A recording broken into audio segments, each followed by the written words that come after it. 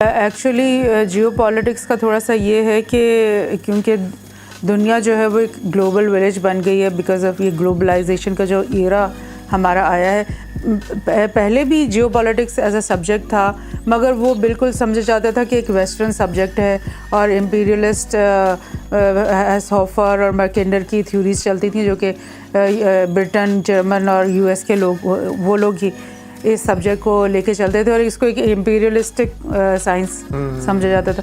لیکن اب کیونکہ گلوبلائزیشن ایرا آ گیا ہے اور وہ ایک ملٹی پولر مطلب سینیریو بن رہا ہے پوری دنیا میں تو اور everybody seems to be connected and affected by everything that's happening. اب مطلب افغانستان میں جو کچھ ہوتا ہے اس کا افیکٹ انڈیا، پاکستان، ایران، امریکہ، رشیا ہر ایک پہ ہوتا ہے. اسی طرح مطلب everything that's happening is affecting all of us. تو پھر جیو پالیٹکس کی جو ایک ضرورت ہے یا پھر ایک ہولسم پکچر سمجھنے کی ضرورت اور ورلڈ پالیٹکس کو سمجھنے کی ضرورت ایز اے ہول، کیونکہ صرف آپ پاکستان انڈیا ریلیشن نہیں اب پڑھ سکتے.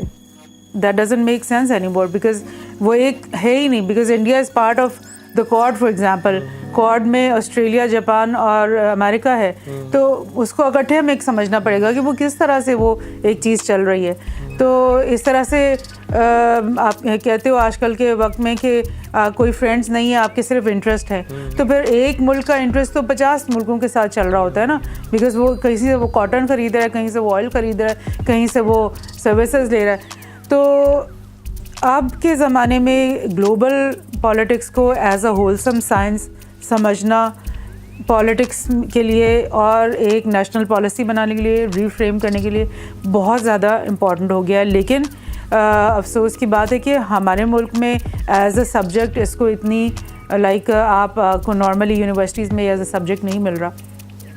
تو what I am trying to do, کافی سالوں سے تو میں لکھ بھی رہی ہوں different issues about this and now right now I am also writing a proper whole research based book on geopolitics, that what it is, how it originated, what was its history, what it is, its philosophical background is, and what is the implication of geopolitics from our point of view. Like, how do we see the world? Because geopolitics is actually how you see the world. It's in your mind, the perspective. آپ perceive کرتے ہو کہ یار میں ایک super power ہوں، مجھے جا کر یہ کام کرنے ہیں تو then you act according to that. اب ہمارے جیسے ایک تھرڈ ورلڈ کنٹری جو کہلاتی تھی پہلے، اب تو ہم اپنے آپ کو ڈیولپنگ کنٹری کہتے ہیں. تو ہم لوگ اپنی آئیڈینٹی کو جب تک اسیس نہیں کریں گے، جب تک ہم اپنی گلوبل پوزیشن کو اسیس نہیں کریں گے، ہم اپنے اندر وہ اویئرنیس نہیں لائیں گے، اپنی وہ آئیڈینٹی بلڈ نہیں کریں گے. And unless we start looking at the world from our point of view and saying this is the right thing to do, not that is wrong, this is right for us. America says America first, so we have to start saying Pakistan first, India has to start saying India first, Sri Lanka has to start saying Sri Lanka first. تو پھر آپ ہر ایک country اپنی potential کو سمجھے، اپنی real position کو سمجھے اور اس کے مطابق اپنے لوگوں کی پروگرس کو ساتھ لے کے چلتے ہوئے.